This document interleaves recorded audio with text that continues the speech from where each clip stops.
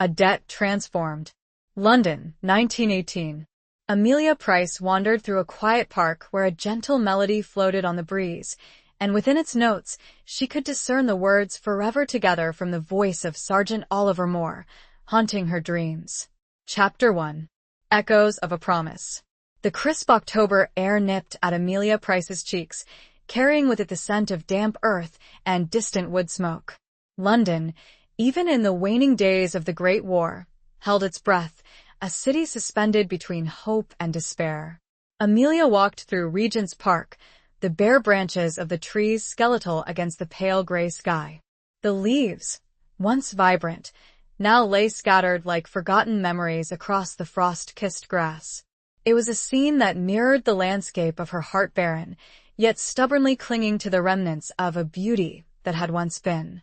She paused by the bandstand, empty now, its silence amplifying the echoes of the past.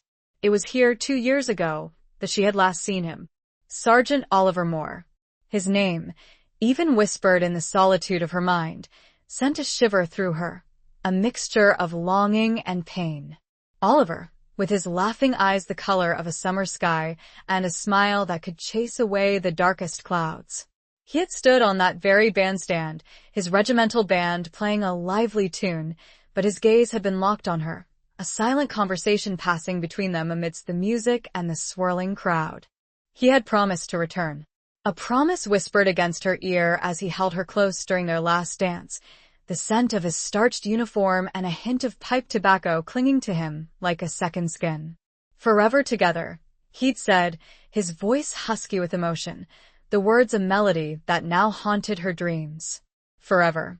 A lifetime compressed into a single word, a word that now felt as hollow as the empty bandstand. 2 years.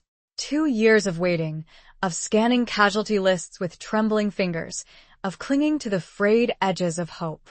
2 years of writing letters that might never reach him, of receiving his, each one a precious lifeline, until they stopped coming altogether, 6 months ago. The silence that followed was a deafening roar, a void that threatened to swallow her whole. Amelia closed her eyes, letting the phantom strains of the band fill her mind. She could almost see Oliver, his cornet gleaming in the sunlight, his strong hands moving with practiced ease. He had always loved music, finding solace and expression in its intricate patterns. He'd said it was the language of the soul, a language that transcended the horrors of the world. And it was through music that they had truly connected, 2 souls finding harmony in a world consumed by discord. She wrapped her arms around herself, the thin wool of her coat offering little protection against the chill that seeped into her bones. It wasn't just the autumn air, it was the coldness of uncertainty, the gnawing fear that had become her constant companion. She had tried to be strong, to carry on with her life, working as a volunteer nurse at St. Bartholomew's Hospital, tending to the wounded and the broken, a constant reminder of the war's brutal toll. But even amidst the cries of pain and the stench of antiseptic, it was Oliver's absence that haunted her most. A sudden gust of wind rustled the fallen leaves, scattering them in a swirling dance. Amelia opened her eyes, a flicker of defiance igniting within her. She wouldn't succumb to despair. Oliver wouldn't want that. He had always admired her strength, her resilience. He had called her his North Star, a guiding light in the darkness. She straightened her shoulders, her gaze sweeping across the park, searching for something. A sign, a glimmer of hope, anything to break through the suffocating silence. And then she heard it, a faint melody, carried on the breeze, so delicate it was almost imperceptible. A tune she knew, a tune Oliver had often played. Forever Together. The notes were fragmented, hesitant, as if played by an uncertain hand. Amelia's heart quickened. It couldn't be. Could it? She strained her ears, following the sound, her steps quickening as she moved towards the edge of the park, bordering a row of stately houses, their windows darkened, their inhabitants holding their breath. The melody grew stronger. She had told the War Office countless times. No notices. No letters. She had to stop herself from thinking. She traced the sound that led up to a slightly ajar window in a large townhouse, the curtains drawn but a sliver of light escaping. As she placed her hand on the cold iron gate, she realized someone inside was trying to find the lost part of the music. Someone was desperately trying to remember. Chapter 2. The Whispers of Whitehall. The wrought iron gate creaked open with a mournful groan, the sound echoing in the stillness of a late afternoon. Amelia hesitated, her hand hovering over the latch, a mixture of hope and trepidation churning within her. The melody, though faint, continued to drift from the partially open window, a siren's call luring her closer. It was Oliver's tune, the one he'd composed for her, a melody that had woven itself into the fabric of their shared dreams. She pushed the gate open fully and stepped onto the cobblestone path, her footsteps muffled by the overgrown weeds that had sprung up between the stones. The house loomed before her, a grand but neglected structure, its facade bearing the scars of time and war. Paint peeled from the window frames, and a thick layer of grime coated the once gleaming glass. It was a house that held secrets, a house that whispered of forgotten lives and broken promises. As she approached the window, the music became clearer, a hesitant rendition of Forever Together, played on a piano that was slightly out of tune. The notes were uneven, sometimes faltering, as if the player was struggling to remember the complete melody.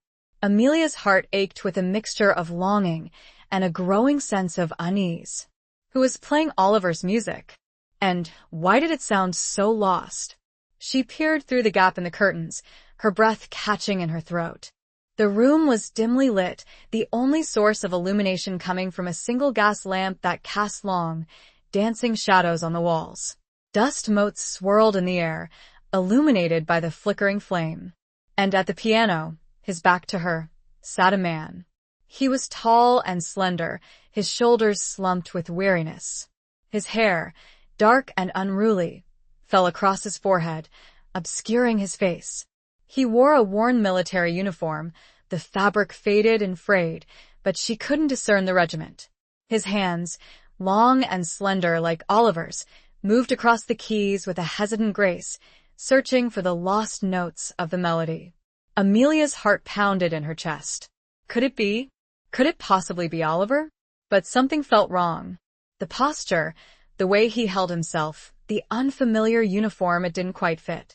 Yet, the music was undeniable. She tapped lightly on the window pane, the sound barely audible above the strains of the piano. The man startled, his hands freezing on the keys. He slowly turned, his face emerging from the shadows, and Amelia gasped. It wasn't Oliver. The man's face was pale and gaunt, his eyes hollow and haunted. A network of fine lines etched the corners of his eyes, and a dark stubble covered his jaw. He looked older than Oliver, his features bearing the weight of experiences she couldn't begin to imagine. But there was something familiar about his eyes, a flicker of recognition that sent a shiver down her spine. He stared at her, his expression a mixture of surprise and confusion. "Can I help you?" he asked, his voice raspy, as if unused to speaking. Amelia struggled to find her voice. I heard the music," she stammered. "It's a song I know." The man's gaze softened slightly. "It's a beautiful melody," he said, his voice still rough. "But I can't seem to remember it all." "It's called Forever Together," Amelia said, her voice trembling. "It was written by a friend of mine." The man's eyes widened slightly. "A friend?" he asked, a hint of curiosity in his voice. "Yes," Amelia replied, her heart aching with the unspoken truth. "Sergeant Oliver Moore. He was with the Royal Fusiliers." The man's face paled even further, his eyes losing their focus. He looked away, his gaze fixed on some distant point beyond the walls of the room. "Oliver Moore," he whispered, the name barely audible. I knew him."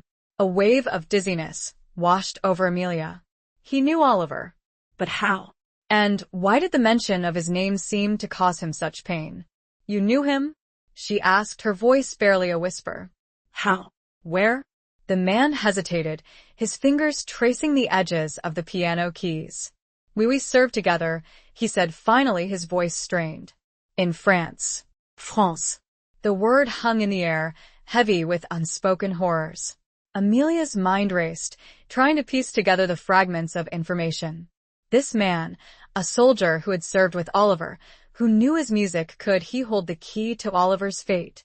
Please, she said, her voice pleading. Tell me everything you know. About Oliver. About what happened. The man looked at her, his eyes filled with a deep sadness. He opened his mouth to speak, but then hesitated, a flicker of fear crossing his face. He glanced towards the door, as if expecting someone to enter. I can't, he whispered. Not here. Not now. But Amelia began, her desperation growing. He raised a hand, silencing her. Meet me tomorrow, he said, his voice low and urgent. At the same place. Same time. I'll tell you what I know. But you must promise me you won't tell anyone about this. Anyone. He spoke of a secret, one she held close. One they both had to keep. The penalty was too great. Chapter 3. Scars beneath the uniform. The following afternoon found Amelia back at Regent's Park, her heart pounding a nervous rhythm against her ribs. The air was even colder than the previous day, a biting wind whipping through the bare branches of the trees. The sky was a leaden gray, threatening rain, mirroring the turmoil of emotions swirling within her. She had barely slept, her mind replaying the encounter at the window, the man's haunted eyes, his hesitant rendition of Oliver's melody, his whispered promise to reveal what he knew. She arrived at the bandstand early, pacing restlessly, her gaze scanning the park for any sign of the mysterious soldier. The minutes ticked by, each one stretching into an eternity. Doubt began to creep in. Had he been lying? Was it all a cruel joke? Or worse, was he somehow involved in Oliver's disappearance? Just as she was about to give up hope, she saw him. He emerged from the shadows of the trees, his figure hunched against the wind, his face hidden beneath the brim of a worn cap. He walked with a slight limp, favoring his left leg, a subtle indication of the physical toll the war had taken. He approached her slowly, his eyes searching hers, as if assessing her trustworthiness. You came, he said, his voice low, almost a whisper. I did, Amelia replied, her voice steady despite the tremor in her hands. You promised to tell me about Oliver. He nodded, his gaze shifting away from hers, focusing on the empty bandstand. It's a long story, he said, his voice heavy with a weariness that went beyond physical exhaustion. And not an easy one to tell. He gestured towards a nearby bench, partially hidden beneath the sprawling branches of an ancient oak. They sat in silence for a moment, the only sound the rustling of the wind through the trees. Amelia waited, her patience stretched thin, her heart aching with anticipation. He finally spoke, his voice barely audible above the wind. My name is Captain Arthur Davies, he said. I served with Oliver in the Royal Fusiliers. We were in the same company. Arthur. The name stirred a faint memory, a name mentioned in one of Oliver's letters, a fellow officer he had described as a good friend, a brave soldier. Amelia's grip on her handbag tightened. He spoke of you, she said, her voice soft. In his letters. Arthur nodded, a flicker of a smile crossing his lips. He was a good man, Oliver, he said, his voice thick with emotion. The best. Brave, loyal, compassionate, and a damn fine musician. He paused, his gaze drifting back to the bandstand, his eyes filled with a mixture of fondness and pain. He used to play for us, he continued. In the trenches, in the evenings, when the guns were silent. His music, it was a lifeline. A reminder of beauty in a world of ugliness. A taste of home in a place that felt like hell on earth. Amelia closed her eyes, picturing Oliver, his cornet raised to his lips, his music filling the air, bringing a moment of solace to the weary soldiers. She could almost hear the melody, the haunting strains of Forever Together, a promise whispered across the battlefield. What happened to him? She asked, her voice barely a whisper, the question she had been dreading to ask. Arthur's face darkened, his eyes clouding over with pain. He took a deep breath, his hands clenching into fists. It was during the Battle of the Somme, he began, his voice strained. A hellish landscape of mud and blood and death. We were ordered to advance, to take a German trench. It was a suicide mission, really. We were mown down by machine gun fire, artillery shells exploding all around us. He paused, his voice choked with emotion. He swallowed hard, struggling to regain his composure. I saw Oliver. He was leading his men, charging forward, his cornet strapped to his back. He was fearless, always putting himself in harm's way for his men. And then it happened. He stopped again, his body trembling. Amelia reached out, her hand gently touching his arm. What happened? She asked, her voice filled with a growing sense of dread. Arthur looked at her, his eyes filled with a haunted expression. There was an explosion, he said, his voice barely audible. A shell landed right near him. I saw him go down. I tried to reach him, but the fighting was too intense. We were forced to retreat. He closed his eyes, his face contorted with pain. I never saw him again, he whispered. He was listed as missing, presumed dead. But I never truly believed it. I always hoped that he somehow survived. Amelia's world tilted on its axis. Missing, presumed dead. The words echoed in her mind, a cold, hard reality that she had refused to accept. But hearing it from Arthur, from someone who had been there, who had witnessed it, it was like a physical blow. But the music, she said, her voice trembling. You're playing how? Arthur opened his eyes, a flicker of something unreadable in their depths. After the battle, he said, his voice low, I was wounded. Shrapnel in my leg, and a head injury. I was sent back to England, to a convalescent hospital. He paused, his gaze focusing on his hands, tracing the lines on his palms. I had nightmares, he continued. Terrible nightmares. The sounds of the battle, the screams of the dying, and Oliver's music. It haunted me. I couldn't escape it. He looked up at Amelia, his eyes filled with a desperate plea. When I woke, it was all a jumble. But the music. I felt I had to keep playing, hoping that what? I didn't know then. And the uniform? He looked down. It was his. After. Arthur cleared his throat. After they told me. I took it. I needed something. His hands gripped each other tightly. I needed to keep a piece of him. Amelia sat there. Silent. Taking it all in. Arthur hadn't deserted. He was a broken man, like so many others. And he held a piece of Oliver's life. Chapter 4. The Nightingale's Lament. The rain began to fall, a soft, persistent drizzle that mirrored the tears streaming down Amelia's face. Arthur remained silent, his head bowed, his shoulders shaking with suppressed sobs. The story he had told, the raw, brutal reality of Oliver's fate, had shattered the fragile hope she had clung to for so long. Yet, amidst the grief, a new feeling began to emerge, a sense of empathy for this broken man, this fellow victim of the war's cruel hand. I'm so sorry, Amelia whispered, her voice choked with emotion. For your loss, for your pain. Arthur slowly raised his head, his eyes red-rimmed and filled with a profound sadness. He was my friend, he said, his voice barely audible. My brother in arms. I should have been able to save him. You did everything you could, Amelia said, her voice firm. You said it yourself, it was a suicide mission. You can't blame yourself. He shook his head, his gaze fixed on some distant point beyond the rain-soaked park. The guilt, it's a heavy burden to bear, he said. The memories, they never fade. Amelia understood. She, too, carried a burden of guilt, the guilt of not being there, of not being able to share his final moments, of not being able to say goodbye. It was a guilt that gnawed at her soul, a constant reminder of the love she had lost. The music, she said, her voice soft, changing the subject, trying to offer him a small measure of comfort. It helps, doesn't it? To remember him. Arthur nodded, a faint flicker of a smile crossing his lips. It does, he said. It's like a connection to him, a way to keep his spirit alive. He looked at her, his eyes searching hers. You loved him very much, didn't you? He asked. Amelia met his gaze, her eyes brimming with tears. With all my heart, she replied, her voice unwavering. He was everything to me.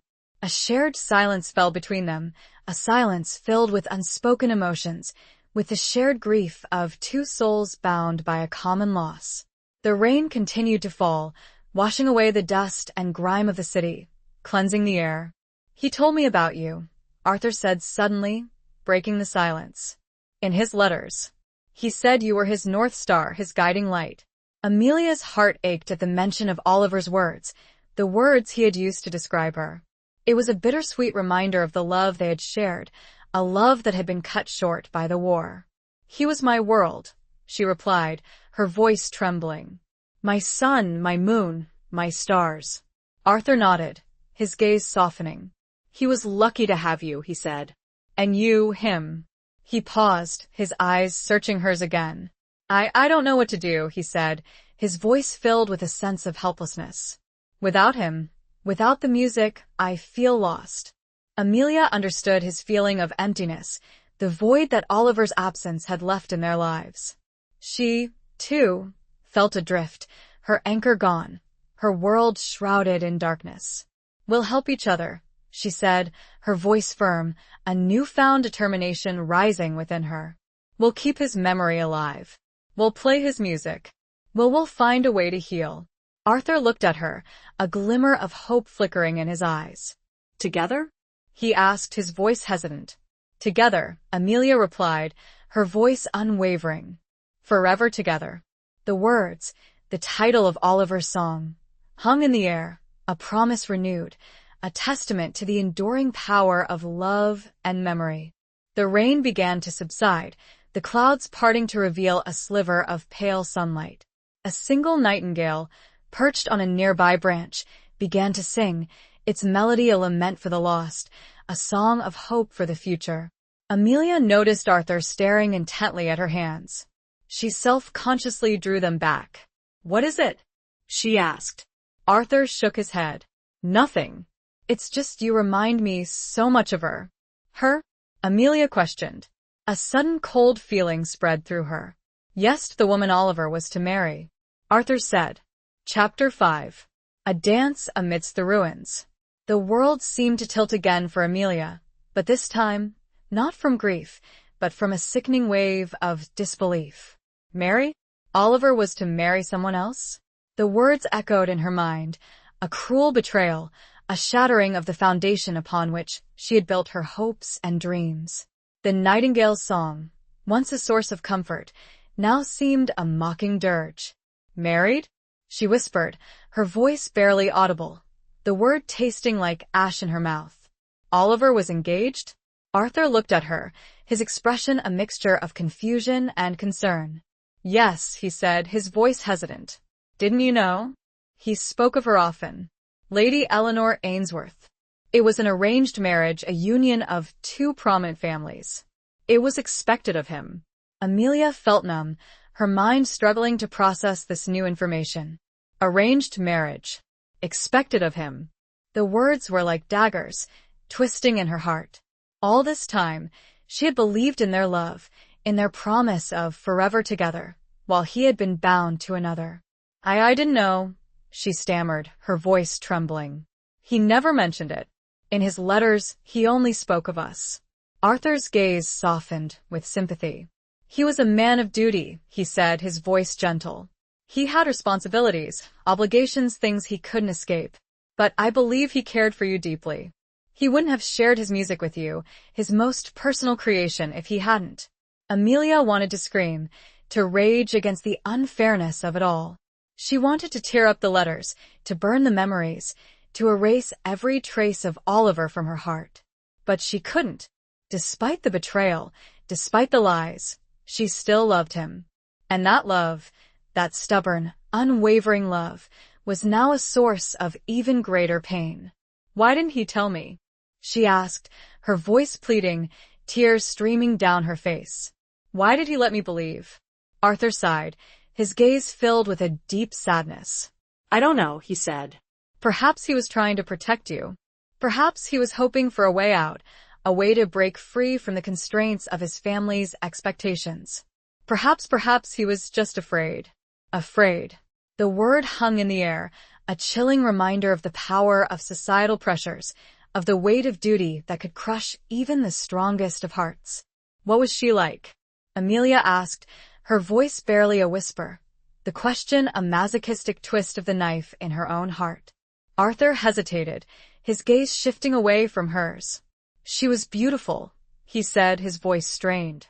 Elegant, refined, everything a lady of her station should be. She was devoted to Oliver, in her own way. She visited him at the hospital, when he was wounded before he was sent back to the front. Amelia could picture her, this Lady Eleanor Ainsworth, this perfect, unattainable woman who had held Oliver's hand, who had shared his life, who had been promised his future. She felt a surge of jealousy, a bitter resentment towards this woman she had never met, this woman who had stolen the man she loved. He must have loved her very much, she said, her voice laced with sarcasm, the words a hollow attempt to mask the pain. Arthur looked at her, his eyes filled with a complex mixture of emotions. He respected her, he said, his voice carefully measured. He admired her strength, her resilience. But love? I'm not sure. It was a different kind of connection. He paused, his gaze searching hers. The way he spoke of you, he continued, his voice softening, it was different. There was a passion, a fire, a depth of emotion that I never saw him express for anyone else. He used to say that you understood him, that you saw the real him, beneath the uniform, beneath the expectations. Amelia closed her eyes, the memories flooding back, the stolen moments, the whispered promises, the shared dreams. She had seen the real Oliver, the vulnerable, passionate man beneath the stoic facade. And he had seen her, the woman who had dared to love him, despite the risks, despite the odds. It doesn't matter now, she said, her voice flat, the fight draining out of her. He's gone. And I need to move on. Arthur reached out, his hand gently touching hers. Don't give up on hope, he said, his voice earnest. Don't let the bitterness consume you. Oliver wouldn't want that. He would want you to live, to love, to find happiness again. Amelia looked at him, her eyes filled with a mixture of gratitude and despair. I don't know if I can, she said, her voice trembling. He squeezed her hand, his grip firm and reassuring. You can, he said. And I'll be here to help you. We'll face this together, just like we promised. He smiled then. A small, sad smile. Oliver told me something else. He said you were the best dancer he knew. Said you moved like the music itself. Amelia looked up, surprised. He asked me if anything happened, to find you. To. Arthur stopped. He seemed lost for words. To what? Amelia prompted gently. To take his place. Arthur said quietly. At least, on the dance floor. A small smile crept to Amelia's lips. Then she began to laugh. Through her tears. Arthur joined her. The rain had stopped completely. And as they stood, Arthur took her hand, and they began to waltz, slowly, amidst the ruins of the bandstand, to the silent music in their hearts. It would not be the last dance they shared. Chapter 6. Letters from the Front. The days that followed were a blur of shared grief, tentative steps towards healing, and the slow, delicate dance of two wounded souls finding solace in each other's company. Amelia and Arthur met every day at Regent's Park, sometimes talking for hours, sometimes sitting in companionable silence, the unspoken understanding between them a stronger bond than any words could forge.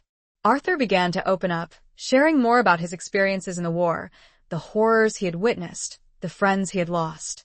He spoke of the constant fear, the relentless shelling, the mud and the blood and the stench of death that permeated everything. He spoke of the camaraderie, the bonds forged in the crucible of battle, the unwavering loyalty that held men together in the face of unimaginable adversity. And he spoke of Oliver, always of Oliver.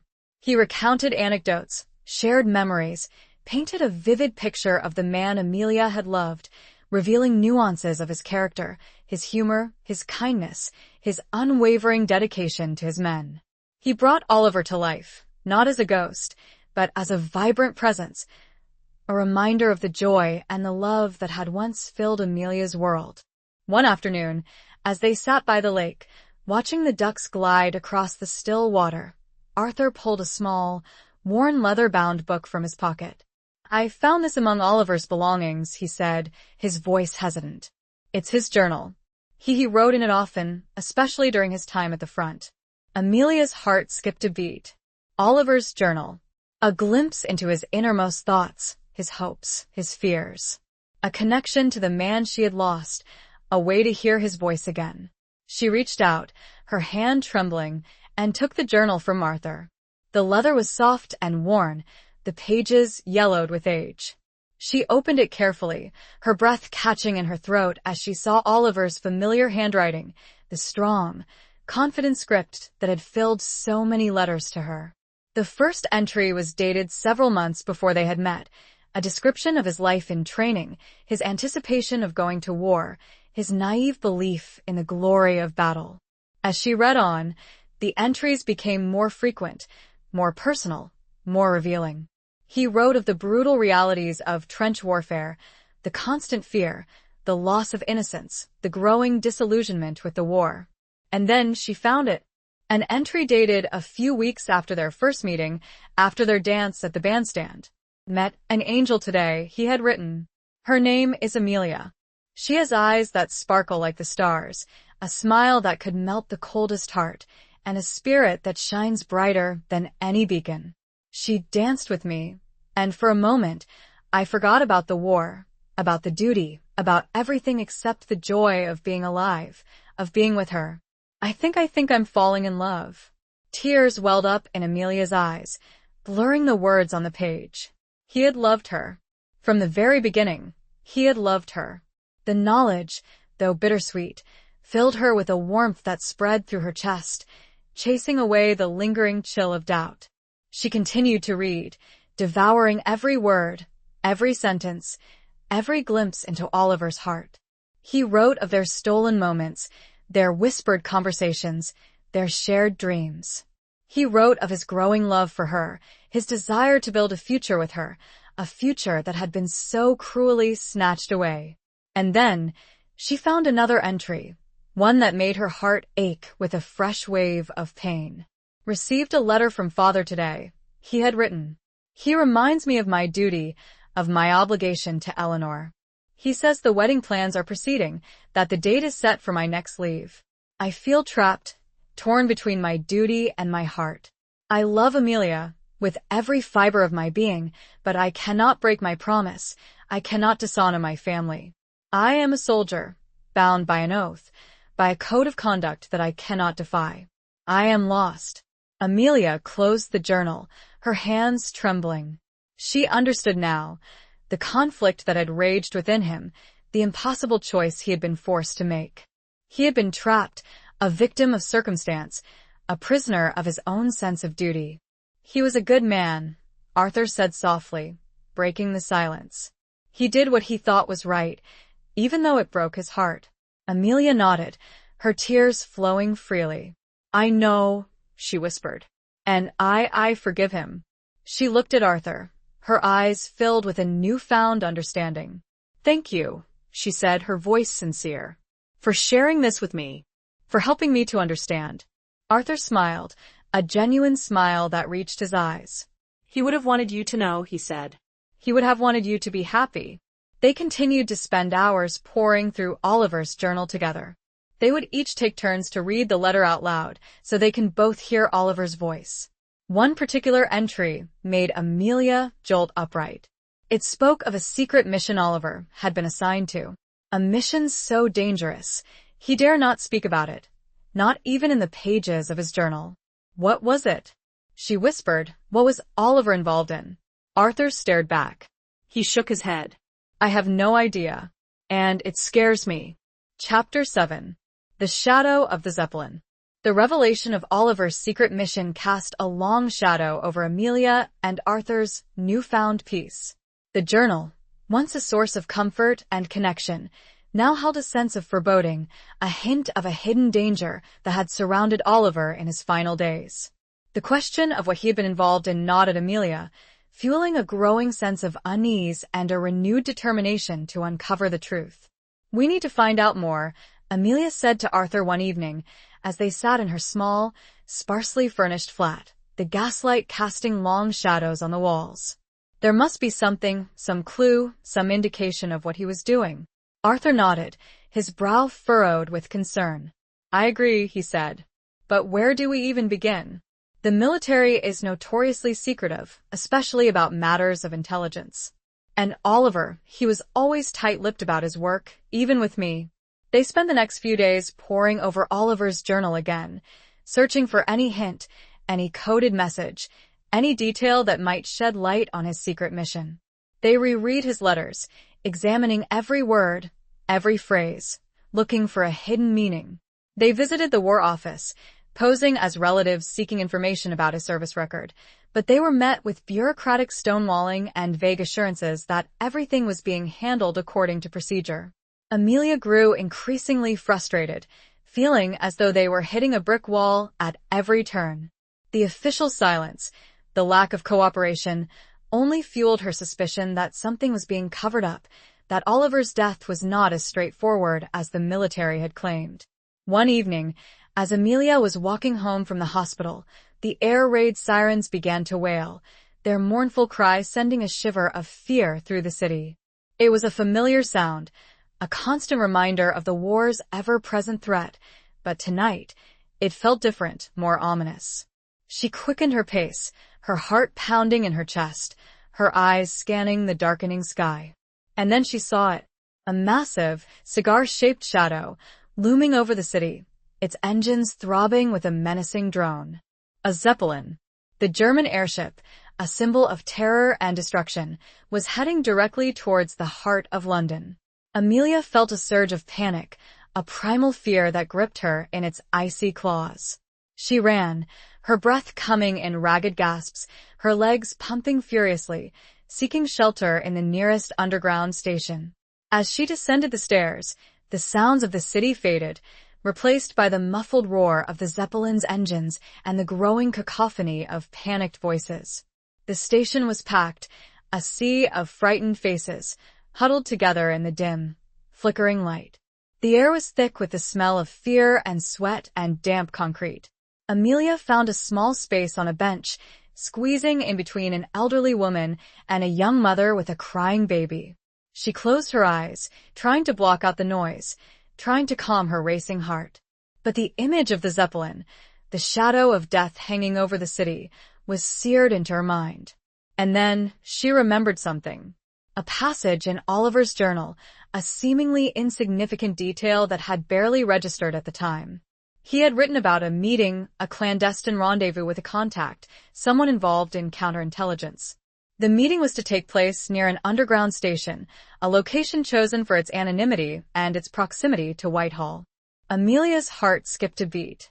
Whitehall, the heart of the British government, the center of military operations, the very place the Zeppelins seemed to be targeting. Could Oliver's secret mission be connected to the air raid? Was he involved in some plot, some attempt to sabotage the German war effort? The thought sent a chill down her spine. If Oliver had been involved in something so dangerous, so sensitive, it would explain the military's reluctance to release information about his death. It would explain the secrecy, the cover-up. The all-clear siren finally sounded, its long, drawn-out wail a signal of relief.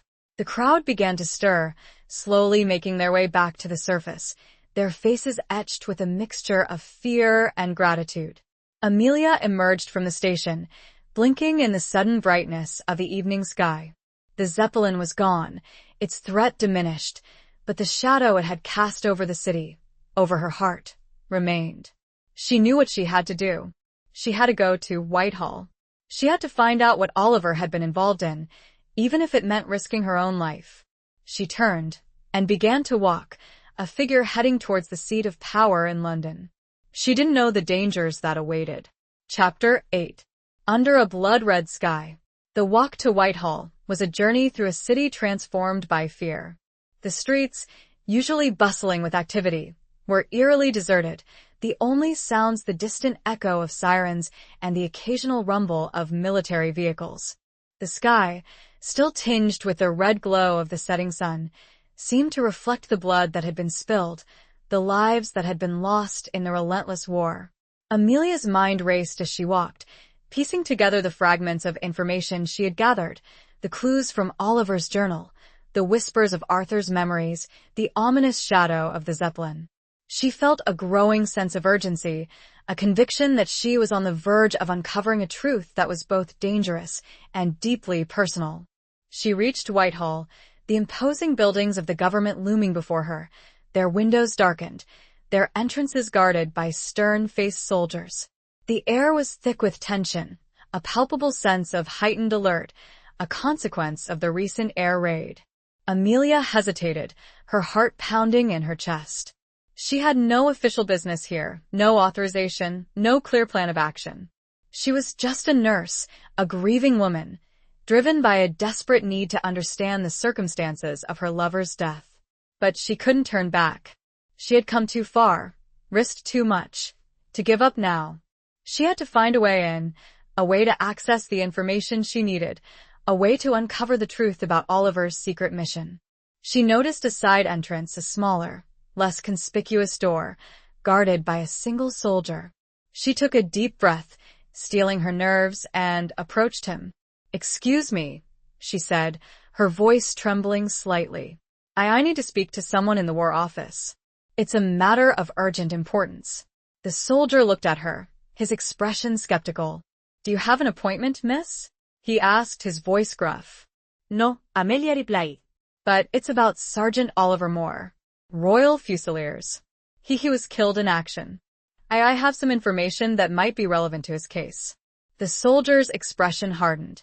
"Sergeant Moore is deceased," he said, his voice cold. "His case is closed." But Amelia began, her desperation growing. I believe there's more to the story. I think he was involved in something secret. Something that might have led to his death." The soldier's eyes narrowed. "You have no proof of that, miss," he said. "And I suggest you leave before you cause any trouble." Amelia felt a surge of frustration, a wave of anger at the soldier's dismissive attitude, at the military's stonewalling. She was about to argue, to plead, to demand to be heard, when she heard a voice behind her. "Let her through, Corporal," the voice said. "I'll speak to her." Amelia turned and saw a tall, distinguished-looking man in a military uniform, his face etched with lines of authority and experience. He had an air of quiet command, a presence that demanded respect. "Sir," the soldier said, snapping to attention. "But she has no appointment." "I'm aware of that, Corporal," the man said, his voice calm but firm. "But I'm also aware of Sergeant Moore's case. And I'm interested in hearing what this young lady has to say." He turned to Amelia, his gaze softening slightly. "Come with me, miss," he said. "We can talk in my office." Amelia followed him, her heart pounding with a mixture of hope and trepidation. She had no idea who this man was, but he seemed to be her only chance of getting inside, of accessing the information she needed. They entered the building, walking through long, echoing corridors, lined with portraits of past military leaders, their faces stern and unyielding. The air was thick with the smell of old paper and stale tobacco, a scent that spoke of secrets and power. They reached his office, a large, sparsely furnished room, dominated by a massive oak desk.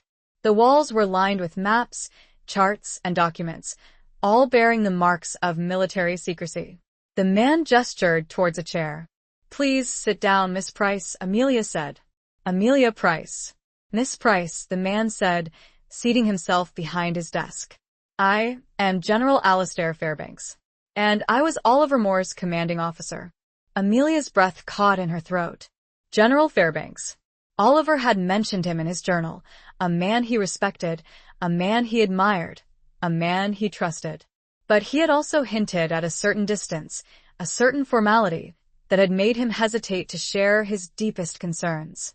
I know about Oliver's secret mission," Amelia said, her voice trembling. "Or at least I know he was involved in something dangerous. Something that might have led to his death." Fairbanks looked at her, his eyes piercing. "And how did you come to know this, Miss Price?" he asked. Amelia hesitated, unsure how much to reveal. She decided to tell him the truth, or at least a part of it. "Oliver, he kept a journal," she said. "He wrote about his work. He didn't reveal any details, but he hinted at a secret mission. A mission that involved counterintelligence." Fairbanks nodded slowly, his expression unreadable. And you believe this mission is connected to his death? He asked.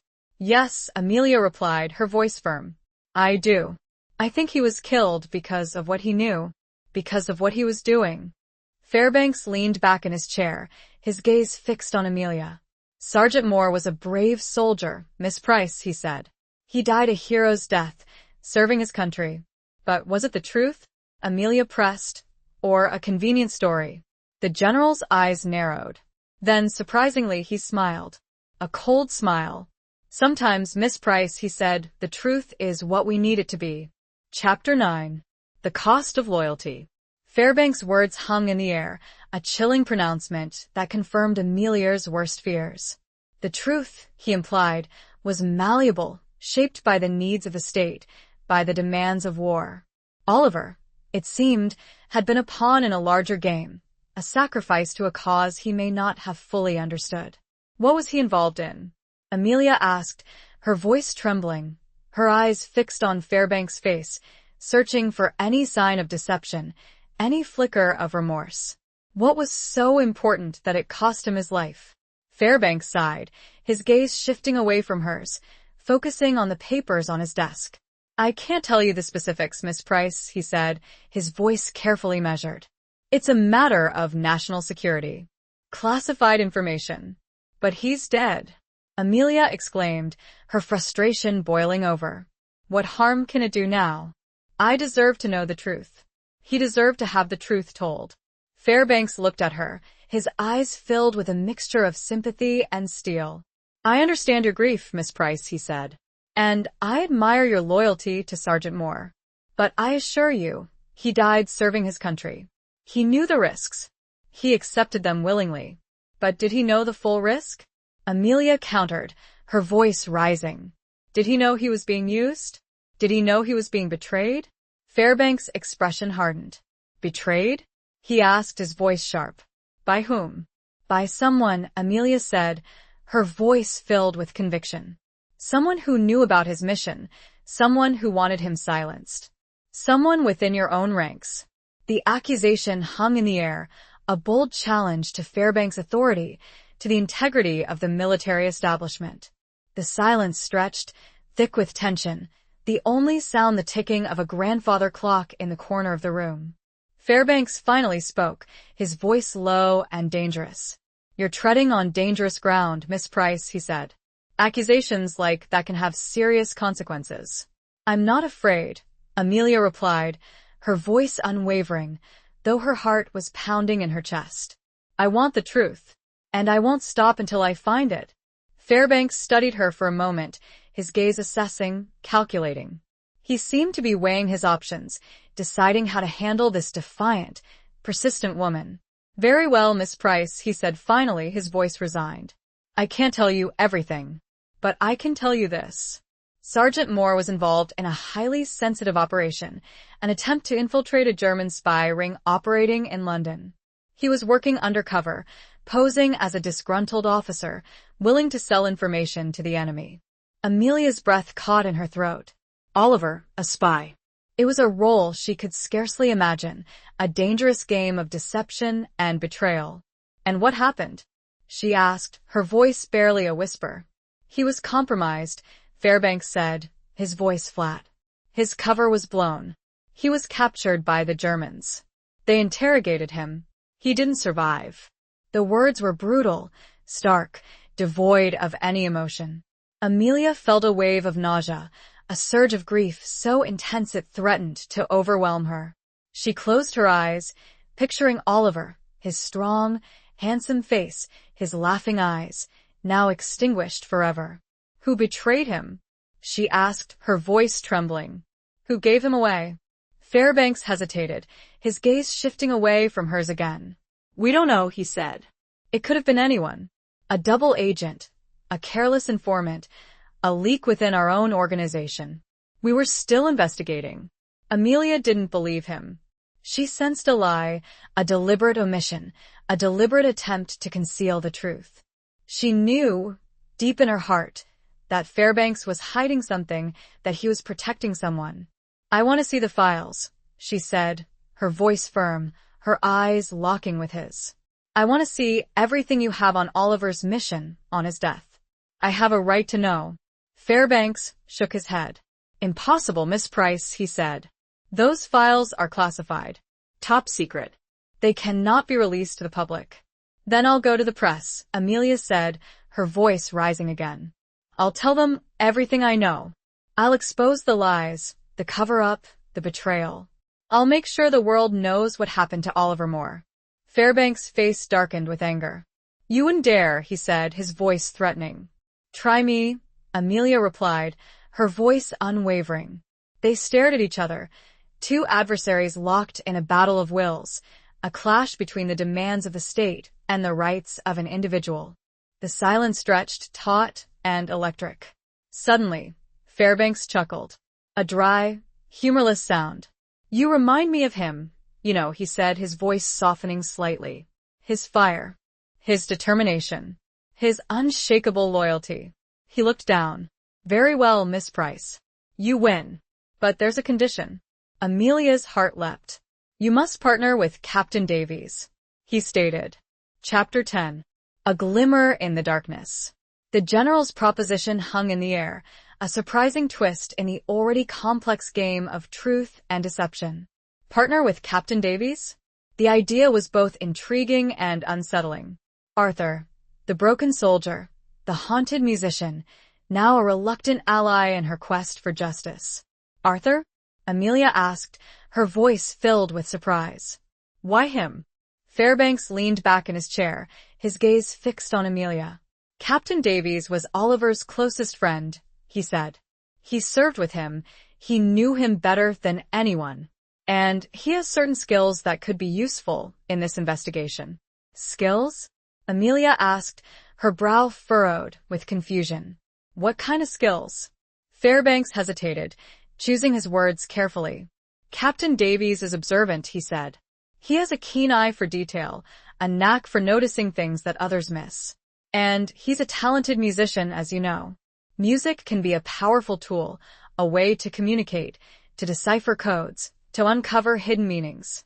Amelia remembered Arthur's hesitant rendition of Oliver's melody, his struggle to remember the complete tune. She remembered the way he had described Oliver's music as a lifeline, a connection to beauty in a world of ugliness.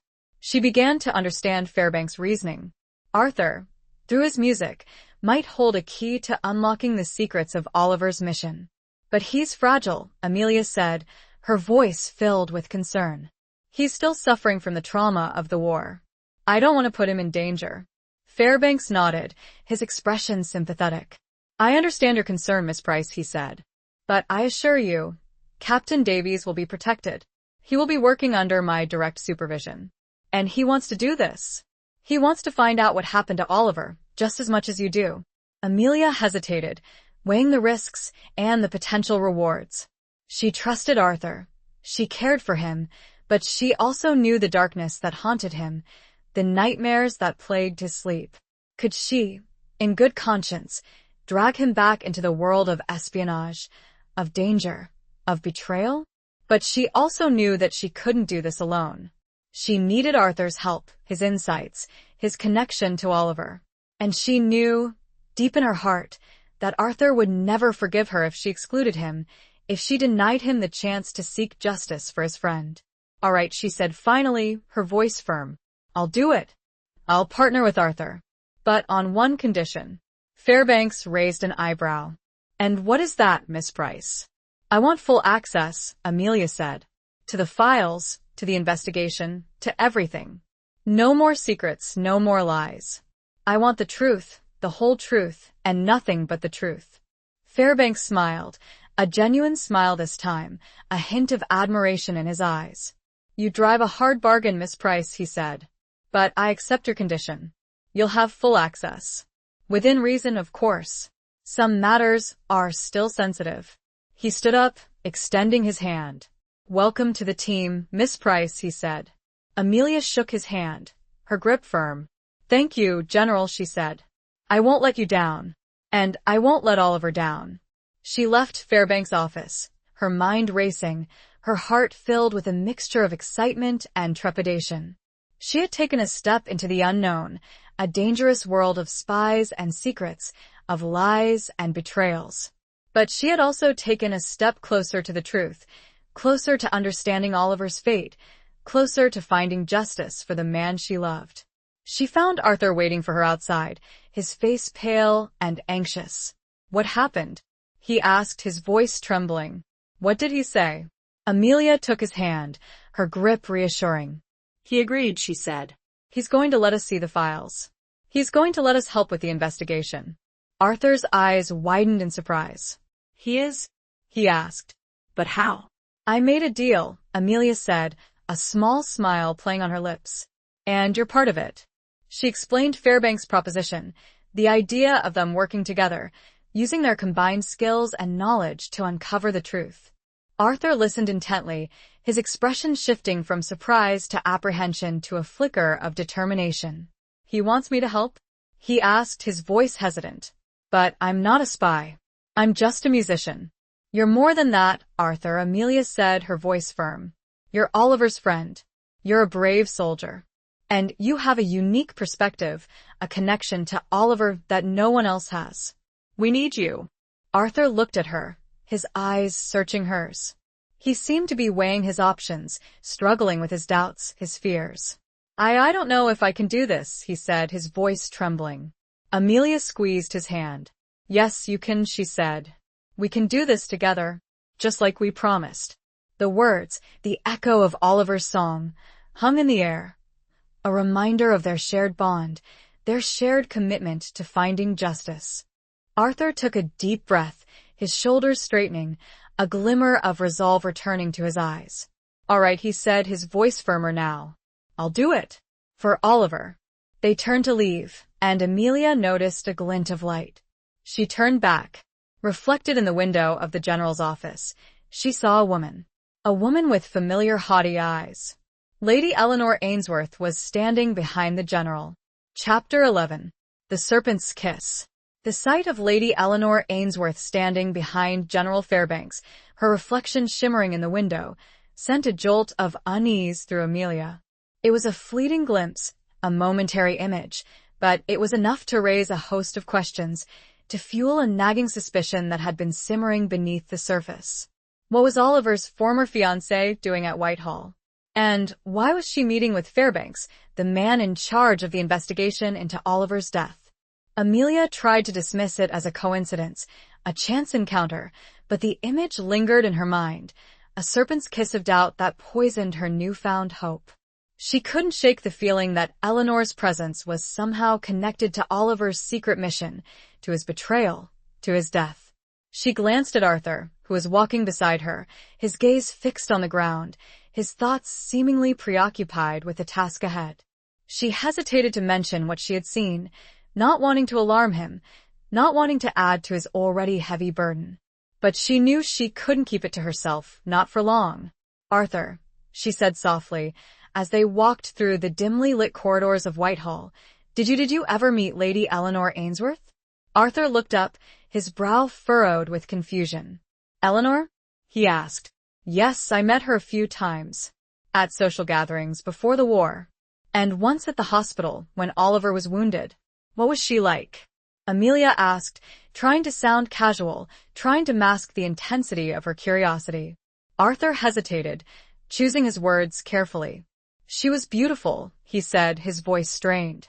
"Elegant, refined, everything a lady of her station should be. She seemed devoted to Oliver, in her own way." "In her own way?" Amelia pressed, her voice laced with a hint of skepticism. "What do you mean?" Arthur sighed, his gaze shifting away from hers. "It was an arranged marriage, he said. A union of two prominent families. It was expected of them. I don't think they were truly in love. Not like you and Oliver." Amelia felt a pang of guilt, a reminder of the secret she had kept from Arthur, the truth about her relationship with Oliver. She had let him believe that she was just a friend, a fellow mourner, while she had been his lover, his soulmate, the woman he had wanted to spend his life with. "Arthur," she said, her voice trembling, "there's something I need to tell you. Something about Oliver and me." Arthur stopped walking, his eyes searching hers, his expression filled with a mixture of concern and anticipation. "What is it, Amelia?" he asked. Amelia took a deep breath, steeling herself to reveal the truth. We weren't just friends, Oliver and I," she said, her voice barely a whisper.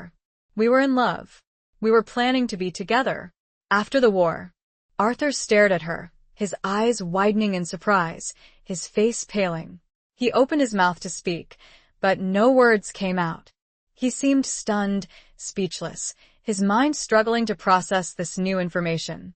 I didn't know," he said finally, his voice trembling. He never told me." "I know," Amelia said, her voice filled with remorse. "He kept it a secret. From everyone. Because of Eleanor. Because of his duty." Arthur nodded slowly, his gaze fixed on the ground, his shoulders slumping with a newfound weight. He seemed to be grappling with the revelation, with the realization that his friend had kept such a significant part of his life hidden from him. "I understand," he said finally, his voice strained. He was a man of honor. He wouldn't have wanted to dishonor his family. Or Eleanor. He looked up at Amelia, his eyes filled with a mixture of sadness and acceptance. "Thank you," he said, his voice sincere. "For telling me. It helps to understand. It helps to make sense of things." They resumed walking, a heavy silence falling between them, the unspoken emotions swirling in the air. Amelia felt a sense of relief, having finally unburdened herself of the secret, but she also felt a renewed sense of unease, knowing that Arthur was now carrying a heavier load, a deeper understanding of Oliver's complex life. As they approached the exit, Amelia decided to tell Arthur about what she had seen, about Eleanor's presence in Fairbank's office.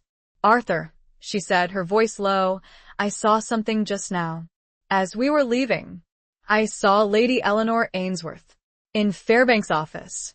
Arthur stopped again, his eyes widening in surprise. "Eleanor?" he asked. "What was she doing there?" "I don't know," Amelia said, her voice filled with concern. "But it had felt wrong. It felt suspicious."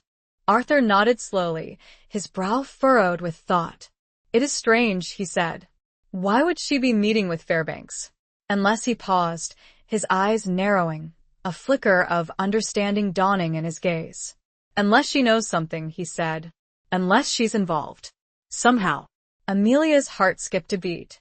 Arthur had voiced the very suspicion that had been gnawing at her, the unsettling feeling that Eleanor was not just a grieving fiancée, but a player in the dark game that had cost Oliver his life. "We need to find out," Amelia said, her voice firm. "We need to find out what she knows, what she's hiding." Arthur nodded, his gaze resolute. "We will," he said. Together, they stepped out of the building. Amelia and Arthur looked at each other. They had a new lead. Chapter 12. Beyond the Barbed Wire. The decision to investigate Eleanor Ainsworth marked a turning point in Amelia and Arthur's quest. It was a dangerous path, fraught with uncertainty and potential repercussions, but they were driven by a shared conviction that Oliver's former fiancée held a key to unlocking the truth about his death. They began by discreetly gathering information about Eleanor, delving into her background, her social circles, her connections to the military and the government. They visited the Ainsworth estate, a grand, imposing mansion on the outskirts of London, posing as researchers interested in the family's history and their contributions to the war effort. They spoke to servants, to former employees, to anyone who might have known Eleanor, piecing together a portrait of a woman who was both admired and feared. They learned that she was intelligent, ambitious, and fiercely protective of her family's reputation and social standing. They also learned that she had been deeply involved in the war effort, volunteering at hospitals, organizing charity events, and using her influence to secure resources and support for the troops. But there were also whispers, rumors of a darker side, of a ruthless determination, of a willingness to do whatever it took to achieve her goals. Some spoke of her cold, calculating nature, of her ability to manipulate people, to use them for her own purposes. Others hinted at a secret love affair, a clandestine relationship with a high-ranking military officer, a man who had been close to Oliver. Amelia and Arthur struggled to reconcile these conflicting images, to understand the true nature of the woman who had been promised to Oliver. Was she a devoted patriot, a selfless volunteer, a victim of circumstance? Or was she a cunning manipulator, a dangerous adversary, a woman who had played a role in Oliver's death? One afternoon, as they were reviewing their findings, Arthur stumbled upon a crucial piece of information. He had been examining Oliver's journal again, focusing on the entries that mentioned his secret mission, his undercover work. He noticed a recurring symbol, a small, intricate drawing that appeared in the margins of several pages. "Look at this, Amelia," he said, his voice excited. "This symbol, it keeps appearing. I think it might be a code. A way for Oliver to communicate with his contact, without revealing the details of his mission." Amelia leaned closer, examining the symbol. It was a stylized representation of a nightingale, its wings outstretched, its beak open in song. But there was something unusual about the drawing, something that set it apart from a typical depiction of the bird. The nightingale's tail feathers were arranged in a specific pattern, a sequence of long and short lines. "It's Morse code," Amelia said, her voice filled with realization. "The tail feathers, they represent dots and dashes. It's a message." Arthur's eyes widened in understanding. "Of course," he said. Oliver was a musician. He knew Morse code. He used it to communicate with his men in the field. He used it to encode his journal entries. They worked together, painstakingly deciphering the code, translating the dots and dashes into letters, forming words, sentences, revealing a hidden layer of Oliver's journal. The message was fragmented, incomplete, but it was enough to provide a crucial clue. "Meet me at the aviary," the message read. "Midnight, bring the music." The aviary. Amelia remembered Oliver mentioning it in one of his letters, a large, ornate bird sanctuary in Regent's Park, a place they had often visited together, a place where they had shared stolen moments, whispered promises. He was meeting his contact there, Amelia said, her voice trembling. At the aviary. And he was supposed to bring the music. His compositions. Arthur nodded, his gaze intense. "The music, it must be the key," he said. "The key to his mission, the key to his betrayal. The Germans, they must have wanted it. They must have known it contained sensitive information." Amelia felt a surge of adrenaline, a renewed sense of urgency. They had to go to the aviary. They had to find out what Oliver had hidden there, what secrets the music held. They waited until nightfall, under the cover of darkness, and made our way through the deserted, silent paths, the memories of their past encounters adding a bittersweet ache to their mission. They reached the aviary, a large, domed structure made of glass and steel, its silhouette looming against the moonlit sky. The doors were locked, but Arthur, using a small tool he had brought with him, managed to pick the lock. They slipped inside, the air thick with the musty scent of birds and damp earth. The aviary was dark, silent, the only sound the rustling of feathers as the birds stirred in their sleep. They searched the aviary, their hands trembling, their hearts pounding, looking for any sign of Oliver's presence, any clue that might lead them to the music. And then they found it, hidden beneath a pile of straw, in a small, wooden box. They discovered a collection of Oliver's original compositions, his handwritten scores, his musical legacy. But there was something else in the box, something that made Amelia's blood run cold. A German Luger pistol, a weapon commonly used by enemy officers.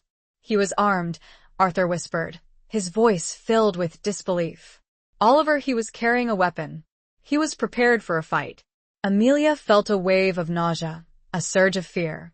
The discovery of the pistol confirmed her worst suspicions.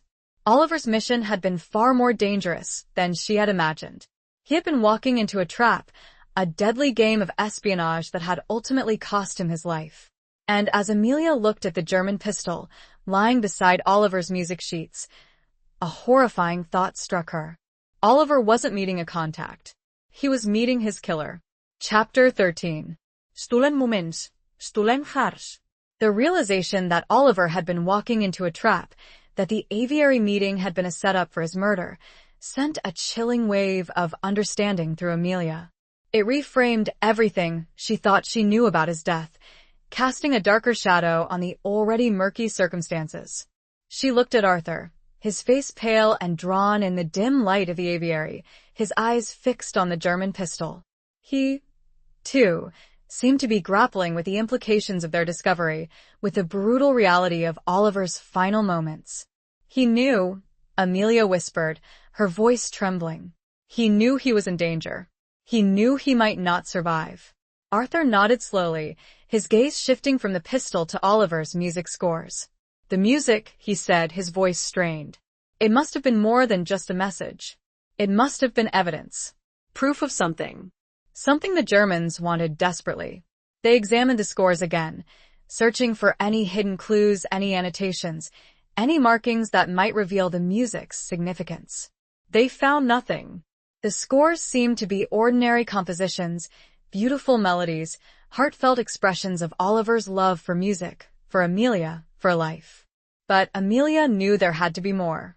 Oliver wouldn't have risked his life, wouldn't have carried a weapon for mere songs. There had to be something hidden within the music, something that held the key to his mission, to his betrayal. We need to play it, Amelia said, her voice firm. We need to hear the music, to feel it, to understand what Oliver was trying to convey. Arthur nodded, his gaze meeting hers. You're right, he said. But where? We can't play it here. It's too risky. Amelia thought for a moment, her mind racing. She remembered a small, secluded church near her flat, a place she often visited for solace, for quiet contemplation. The church had an old, slightly out-of-tune piano, but it would serve their purpose. I know a place, she said. A church. It's safe. We can play the music there. They carefully gathered Oliver's scores, concealing them beneath their coats, and left the aviary, locking the doors behind them. They made their way through the deserted streets, their hearts pounding, their senses on high alert, wary of any sign of surveillance, any indication that they were being followed. They reached the church, a small, unassuming structure, its stone walls weathered by time and war. Amelia unlocked the side door, using a key she had obtained from the vicar, and they slipped inside. The church was dark, silent, the only sound the faint echo of their footsteps on the stone floor. The air was cold and damp, the scent of incense and old wood filling their nostrils. They made their way to the piano, located in a small chapel off the main sanctuary. Arthur sat down at the piano, his hands trembling slightly as he placed Oliver's scores on the music stand. He took a deep breath, his eyes closing for a moment, as if gathering his strength, channeling Oliver's spirit. Then he began to play. The music filled the church, Oliver's melodies soaring through the air, echoing off the stone walls, weaving a tapestry of sound that was both beautiful and heartbreaking. Arthur played with a passion, a depth of emotion, that Amelia had never heard from him before. He was channeling Oliver, his fingers dancing across the keys, bringing his friend's music to life. Amelia listened, her eyes closed, tears streaming down her face, transported back to the moments she had shared with Oliver, the stolen glances, the whispered promises, the shared dreams. She felt his presence, his love, his spirit, surrounding her, filling the church with a warmth that chased away the chill. As Arthur played, Amelia began to notice something. A recurring pattern, a subtle variation in the melody, a sequence of notes that seemed out of place. It was a dissonance, a jarring chord, that disrupted the otherwise harmonious flow of the music. Stop, she said suddenly, her voice sharp. Go back. Play that part again. Arthur stopped playing, his brow furrowed with confusion. What is it? He asked. What did you hear? There's something wrong, Amelia said, her voice trembling. A sequence of notes, it doesn't fit. It's like a code, embedded within the music. Arthur looked at her, his eyes widening in understanding. You think Oliver hid a message? In the music itself? He asked. Yes, Amelia replied. I'm sure of it. Play it again. Slowly. And let's analyze it. Note by note. Arthur nodded, his fingers returning to the keys. He played the passage again, slowly, deliberately, isolating each note, each chord, each variation in the melody. And then they saw it. The dissonant notes, when isolated and arranged in a specific sequence, formed a series of numbers. A code. A code that, when deciphered, revealed a name. The name of a high-ranking British officer. A general. A general named Alistair Fairbanks. The realization struck them like a physical blow. Fairbanks. The man who had recruited Oliver. The man who had claimed to be investigating his death. He was the traitor.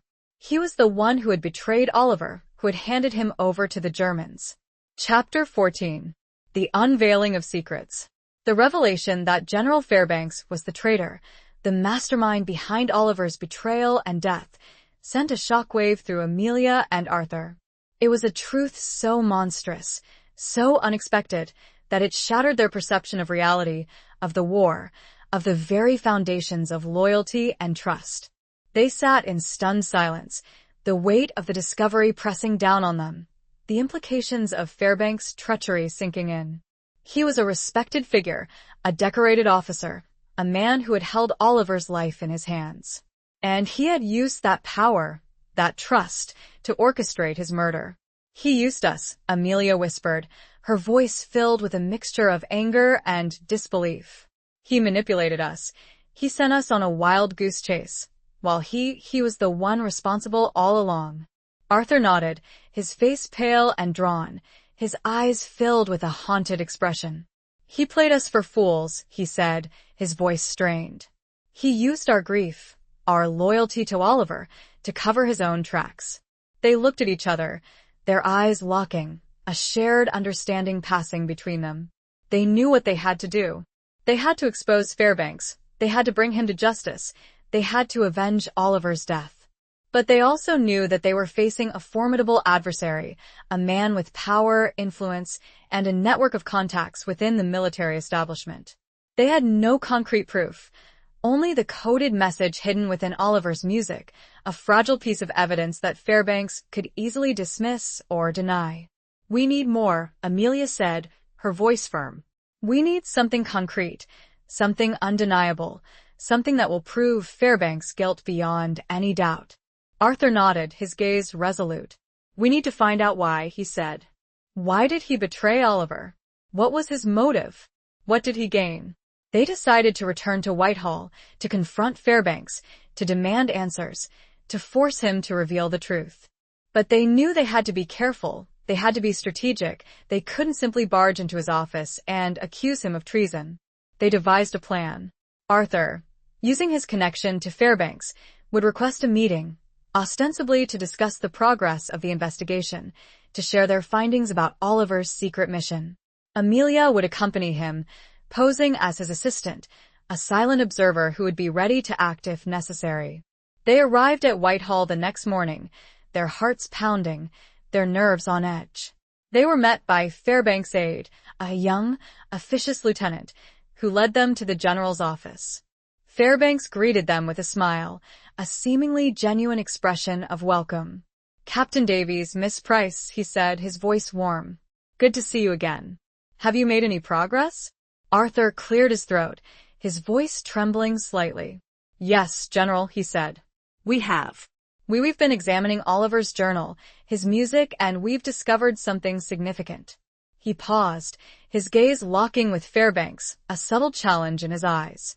"We believe Oliver's music contains a coded message," he said. "A message that reveals the identity of his betrayer."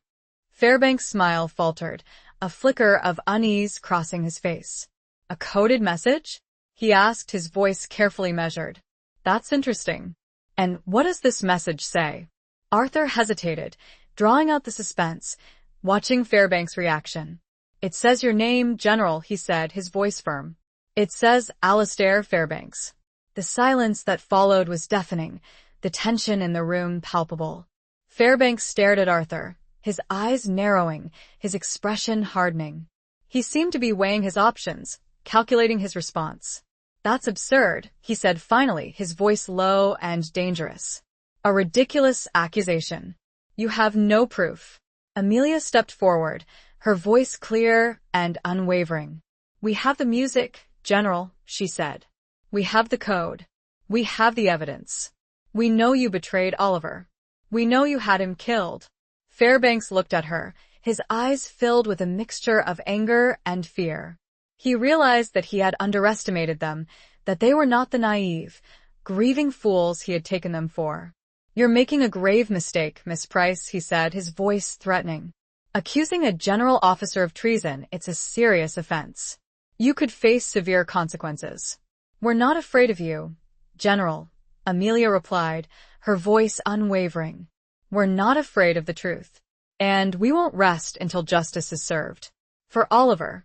Fairbanks stood up, his face contorted with rage. "Get out of my office," he said, his voice booming. Both of you. "Before I have you arrested." Arthur and Amelia stood their ground, their eyes locked with his, refusing to be intimidated.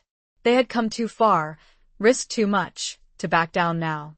Suddenly, Fairbanks reached into his desk drawer, his hand emerging with a pistol. He pointed it at Arthur, his finger on the trigger. "I warned you," he said, his voice cold and menacing. "Now you'll pay the price." Before he could fire, a shot rang out, and a bullet whizzed into the office.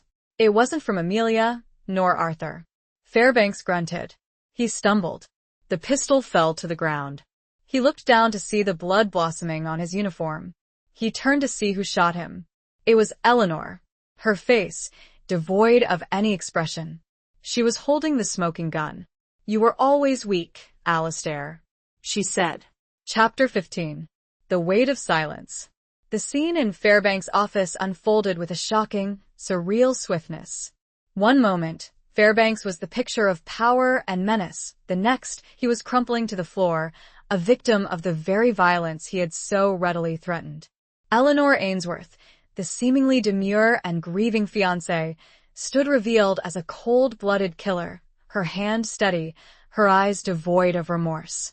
Amelia and Arthur stared in stunned silence, their minds struggling to process the sudden, violent turn of events. They had come seeking justice, expecting a confrontation, a battle of wills, but they had never anticipated this, a cold-blooded execution in the heart of Whitehall. Eleanor lowered the pistol, her gaze shifting from Fairbanks' lifeless body to Amelia and Arthur. Her expression was unreadable, a mask of icy composure that hid the turmoil of emotions beneath. "He deserved it," she said, her voice flat, devoid of any inflection. "He was a traitor. He betrayed Oliver. He betrayed his country." Amelia felt a surge of conflicting emotions, a mixture of relief, horror, and a grudging sense of understanding. Fairbanks had been a monster, a man who had orchestrated Oliver's death, but to see him gunned down so brutally, so casually, was deeply unsettling. You knew?" Amelia asked, her voice trembling. "You knew about his treachery?" Eleanor nodded slowly, her gaze fixed on Amelia. "I knew," she said. "I've known for a long time." "But why?" Arthur asked, his voice strained. "Why did you protect him? Why didn't you expose him?" Eleanor sighed, her shoulders slumping slightly, a hint of weariness creeping into her voice. "It was complicated," she said. "He was powerful. He had connections. He could have destroyed my family, ruined our reputation. But Oliver," Amelia said, her voice filled with anguish. "He died because of him. You let him die." Eleanor's gaze hardened, a flicker of defiance in her eyes. "I did what I had to do," she said. "To protect my family. To protect myself." She paused, her eyes searching Amelia's, a hint of vulnerability in her expression. "I loved Oliver," she said, her voice barely a whisper. "In my own way. But it wasn't enough. It could never be enough." Amelia felt a pang of sympathy for this woman, this complex, conflicted figure who had been trapped by circumstance, by duty, by the expectations of her social class. She had loved Oliver, but she had also been a victim of his world, of the rigid constraints that had dictated his life, his choices, his fate. "What happens now?" Arthur asked, his voice breaking the silence, his gaze fixed on Eleanor. Eleanor looked at him, her expression unreadable. "I don't know," she said. "I suppose I'll be arrested." "Tried." "Executed." She said the words matter-of-factly, as if accepting her fate, resigned to the consequences of her actions. Amelia felt a surge of pity, a sense of sorrow for this woman who had made such a terrible, irreversible choice. There might be another way, Amelia said, her voice hesitant, an idea forming in her mind. A way to avoid the scandal, the publicity, the execution. Eleanor looked at her, her eyes widening slightly, a flicker of hope in their depths. "What do you mean?" she asked. Amelia explained her plan, a daring, unconventional scheme that could protect Eleanor, preserve her family's reputation, and ensure that Fairbanks' treachery was never revealed to the public. It was a risky proposition, a delicate balancing act that could easily backfire, but it was the only way Amelia could see to avoid further bloodshed, further tragedy. Arthur listened intently, his expression shifting from skepticism to grudging admiration. He knew the risks, the potential consequences, but he also understood Amelia's motives, her desire to protect Eleanor, to prevent further pain. "It's crazy," he said, his voice hesitant, "but it might just work." Eleanor nodded slowly, her gaze fixed on Amelia, a flicker of gratitude in her eyes. "Thank you," she said, her voice sincere, for giving me a chance." They put the plan into motion, working quickly, efficiently, using their combined knowledge and resources to manipulate the situation, to control the narrative, to ensure that Fairbanks' death was attributed to a German bombing raid. They moved his body, planted evidence, fabricated reports, using their connections within Whitehall, their understanding of the military bureaucracy, to create a believable cover story. It was a dangerous game, a delicate dance of deception, but they were driven by a shared purpose, a common goal: to protect Eleanor, to avenge Oliver, to bury the truth beneath a veil of official secrecy. As they worked, the silence between them was no longer strained or hesitant. It was a shared, purposeful one. It was late when they were done, exhausted but strangely calm. Amelia felt a presence behind her and turned. It was Eleanor. She looked at Amelia, with a gaze that could only say, "What will you do now?" Amelia knew her answer. She had a promise to keep. Chapter 16. A Symphony of Sorrow. With Fairbanks' death covered up and Eleanor's role concealed, a strange quiet descended upon Amelia and Arthur's lives. The immediate danger had passed, the immediate threat neutralized, but the weight of their actions, the burden of their secrets, lingered, casting a long shadow over their newfound peace. They had avenged Oliver, in a way, but it was a hollow victory, a triumph tinged with sorrow and regret. They had manipulated the truth, they had compromised their principles, they had become complicit in a web of deceit, all in the name of justice, of loyalty, of love. Amelia returned to her work at the hospital, throwing herself into her duties, seeking solace in the routine, in the act of caring for others, of easing their pain. But the memories of Oliver, the knowledge of his betrayal, the image of Fairbanks' lifeless body, haunted her, intruding on her thoughts, disrupting her sleep, casting a pall over her days. Arthur, too, struggled to find peace. He retreated into his music, seeking refuge in the melodies that had once brought him joy, that had once connected him to Oliver. But the music now seemed tainted, infused with a sorrow, a darkness, that he couldn't escape. They met less frequently, their conversations strained, their silences heavy with unspoken emotions. The bond they had forged, the shared grief, the shared purpose, seemed to be fraying, unraveling under the weight of their secrets, of their guilt. One evening, Amelia received a letter from Eleanor. It was a short, simple note, expressing her gratitude, her relief, her hope for a new beginning. She had left London, she wrote, seeking refuge in the countryside, far from the prying eyes of the military, of the press, of the society that had once defined her life. Amelia read the letter with a mixture of sadness and understanding. She envied Eleanor's escape, her ability to leave the past behind, to start anew. But she also knew that she couldn't run. She couldn't escape the memories, the responsibilities, the choices she had made. She decided to visit Arthur, to seek his counsel, to share her feelings, to try to find a way to move forward, to heal. She found him at the church, sitting at the piano, his fingers moving slowly across the keys, playing a mournful melody, a lament for the lost, a song of sorrow. She sat beside him, listening to the music, letting it wash over her, soothing her aching heart. The melody was familiar, a variation on Oliver's Forever Together, but it was different, darker, more melancholic. "It's beautiful," she said softly, breaking the silence. "But so sad." Arthur nodded, his gaze fixed on the keys.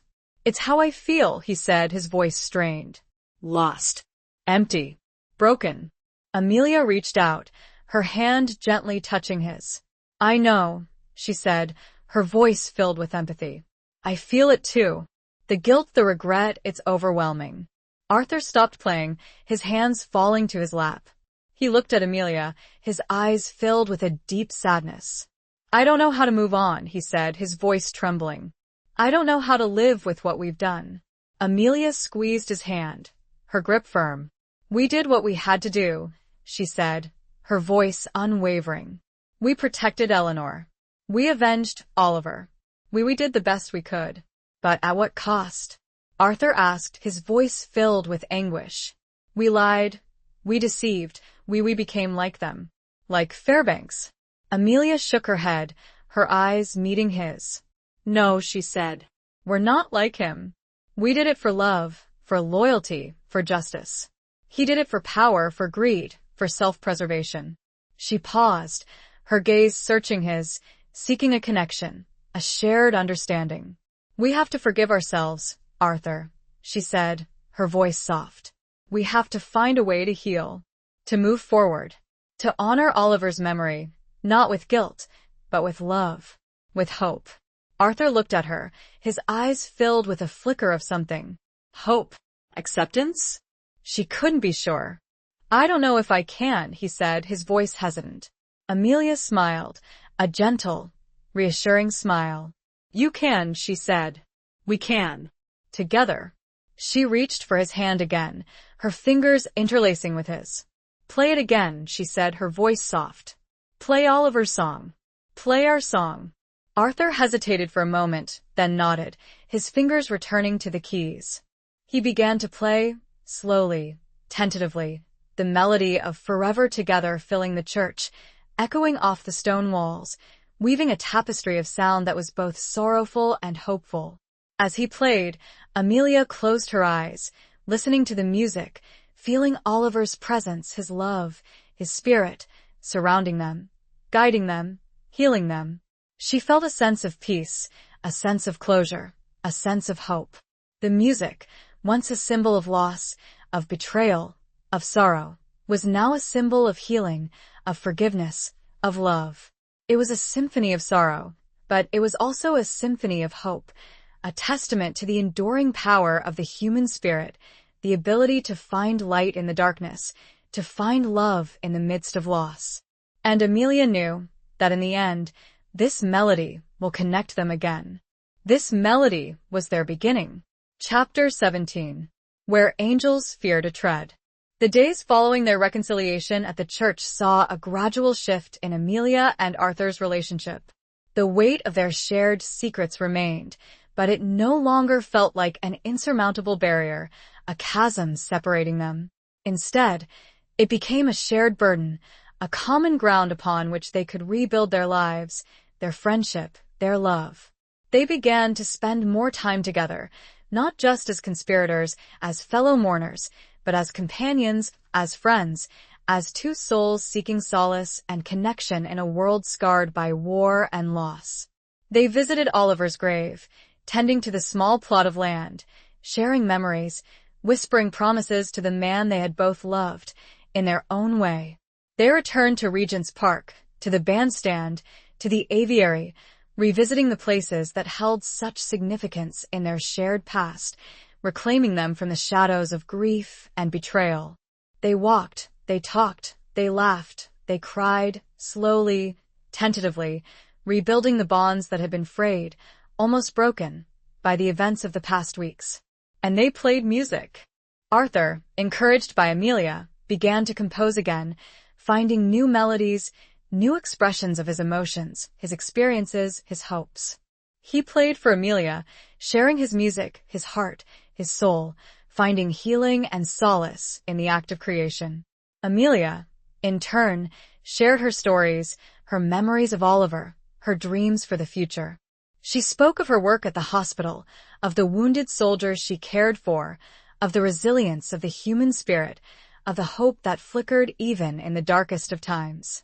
One evening, as they were walking along the Thames, the city lights shimmering on the water, Arthur turned to Amelia, his eyes searching hers, a question in their depths. "Amelia," he said, his voice hesitant, "what happens now? With us?" Amelia paused, her heart skipping a beat. She had been asking herself the same question, wondering where their relationship was heading, what future they might have together. She had come to care for Arthur deeply, to cherish his friendship, his companionship, his gentle soul. But she was also aware of the complexities of their situation, of the shadow of Oliver that still lingered between them, of the unspoken emotions that simmered beneath the surface. "I don't know, Arthur," she said, her voice trembling slightly. I care for you. Very much. But Oliver," Arthur finished for her, his voice filled with understanding. "He's still here. Between us." Amelia nodded, her eyes brimming with tears. "He always will be," she said, her voice soft. "He was a part of us. A part of our lives. We can't erase him. We wouldn't want to." Arthur reached out, his hand gently touching hers. "I know," he said, his voice sincere. "And I wouldn't want to replace him. I could never replace him." But he paused, his gaze locking with hers, a question in his eyes. "But could there be room for me? In your heart? Alongside Oliver?" Amelia's heart ached with a mixture of longing and uncertainty. She wanted to say yes. She wanted to embrace the possibility of a future with Arthur, of a love that could heal their wounds, that could bring them joy. But she was also afraid of betraying Oliver's memory, afraid of hurting Arthur, afraid of opening herself up to another loss. "I don't know if I'm ready," she said, her voice trembling. "I need time. To heal. To figure things out." Arthur nodded, his expression understanding, his hand squeezing hers reassuringly. "I understand," he said. "And I'll wait. For as long as it takes."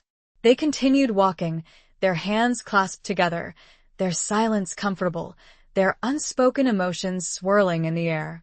They reached a small bridge, overlooking the river, the city lights casting a magical glow on the water. Arthur stopped, turning to Amelia, his eyes filled with a mixture of tenderness and longing. "Amelia," he said, his voice soft, I love you. I know it's complicated. I know it's soon. But I had to tell you." Amelia's heart skipped a beat. She had suspected his feelings. She had sensed the growing affection, the deepening connection, but to hear the words, to hear him say it, it was overwhelming. She looked at him, her eyes searching his, seeing the sincerity, the vulnerability, the love shining in their depths. And she realized in that moment that she loved him too. Not in the same way she had loved Oliver, not with the same fiery passion, the same youthful intensity, but with a different kind of love, a gentler, more mature, more enduring love. I love you too, Arthur," she said, her voice trembling, tears streaming down her face. But you're afraid," Arthur finished for her, his voice understanding. Amelia nodded, her gaze locking with his. "Yes," she said. "I'm afraid." "Of everything. Of the past. Of the future. Of hurting you. Of losing you." Arthur smiled, a gentle, reassuring smile. "I'm not afraid," he said, his voice firm. "I'm not afraid of the past. I'm not afraid of the future. I'm not afraid of love. Even if it's a love that's born in the shadows. A love that walks where angels fear to tread." He leaned in, his lips gently touching hers, a soft, tender kiss that sealed their unspoken promise, their shared commitment to navigating the complexities of their hearts, to building a future together, a future that honored the past, that embraced the present, that dared to hope for a brighter tomorrow. And Amelia knew, as long as Arthur was there, she would never walk alone again. Chapter 18. The Price of Freedom. The kiss on the bridge marked a new beginning for Amelia and Arthur, a tentative step into a future fraught with uncertainty, yet filled with a burgeoning hope. They embraced their love, acknowledging its complexities, its unconventional origins, its roots in shared grief and shared secrets. They continued to meet, to talk, to share their lives, their dreams, their fears. They explored London together, rediscovering the city, finding beauty and joy in the everyday moments, in the simple pleasures of companionship and connection. Arthur continued to compose, his music now infused with a newfound lightness, a sense of optimism, a reflection of his growing love for Amelia. He played for her, sharing his creations, his heart, his soul, finding healing and solace in the act of expressing his emotions through melody and harmony. Amelia, in turn, found herself opening up to Arthur, sharing her vulnerabilities, her insecurities, her hopes for the future. She began to heal, to let go of the guilt and regret that had burdened her for so long, to embrace the possibility of happiness, of love, of a life beyond the shadows of war and loss. But their newfound peace was fragile, threatened by the ever-present weight of their secrets, by the knowledge that their actions, however justified, had consequences. They lived with the constant fear of exposure, of discovery, of the potential repercussions of their deception. One day, Amelia received a summons from the War Office. It was a terse, official note, requesting her presence at a meeting with General Fairbanks' successor, a stern, by-the-book officer named General Thompson. Amelia's heart sank. She knew this was it, the moment of reckoning, the day their carefully constructed facade would crumble, revealing the truth beneath. She shared the news with Arthur, her voice trembling, her eyes filled with fear. "They know," she said, her voice barely a whisper. "They know about Fairbanks. They know about us." Arthur took her hand, his grip firm and reassuring. "We'll face it together," he said, his voice unwavering. "Just like we promised." They arrived at the War Office, their hearts pounding, their nerves on edge. They were ushered into General Thompson's office, a stark, imposing room, dominated by a large oak desk and portraits of past military leaders. General Thompson greeted them with a cold, formal nod. "Miss Price, Captain Davies," he said, his voice devoid of any warmth. "Please sit down." They sat, their eyes fixed on Thompson, waiting for the inevitable accusation, the revelation of their secrets, the shattering of their fragile peace. "I've been reviewing the files on Sergeant Oliver Moore's case," Thompson said, his voice sharp. "And I've come across some irregularities. Some unexplained details." He paused, his gaze piercing, his eyes scanning their faces, searching for any sign of guilt, any flicker of deception. "The official report states that Sergeant Moore died in a German bombing raid," he continued. "But there are discrepancies. Witnesses who claim there was no bombing raid in that area at that time. Reports of unusual activity. Suspicious movements." Amelia and Arthur exchanged a nervous glance, their hearts sinking. They knew they couldn't deny it any longer. They couldn't maintain the lie. "General," Amelia said, her voice trembling, we have something to tell you. Something about Oliver's death. Something about General Fairbanks." She took a deep breath, steeling herself to reveal the truth, to confess their actions, to face the consequences. But before she could speak, General Thompson interrupted her. "I know about Fairbanks," he said, his voice surprisingly calm. "I know he was a traitor. I know he was working for the Germans. I know he was responsible for Sergeant Moore's death." Amelia and Arthur stared at him in stunned silence, their minds reeling. "He knew? How? How did you find out?" Amelia asked, her voice barely a whisper. Thompson smiled, a thin, humorless smile. "Let's just say I have my sources," he said.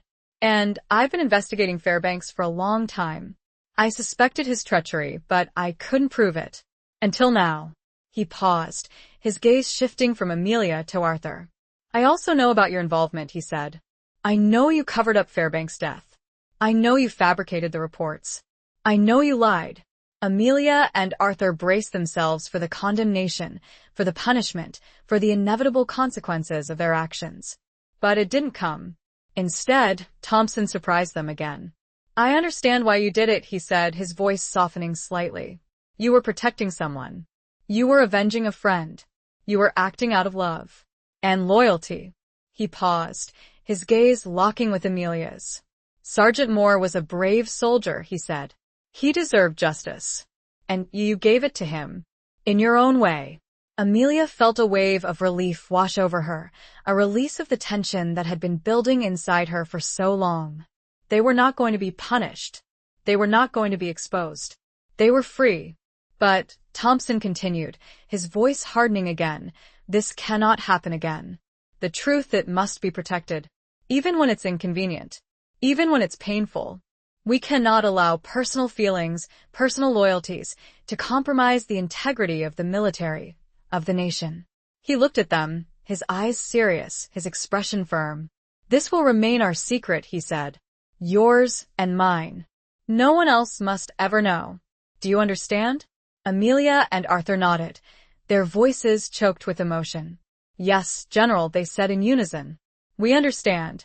They left the War Office, their hearts filled with a mixture of relief, gratitude, and a newfound sense of responsibility.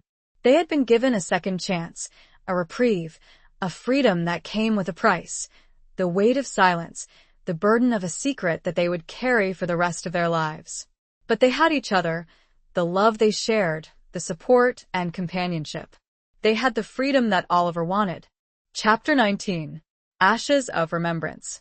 With the threat of exposure lifted and General Thompson's tacit approval of their actions, Amelia and Arthur entered a new phase of their lives.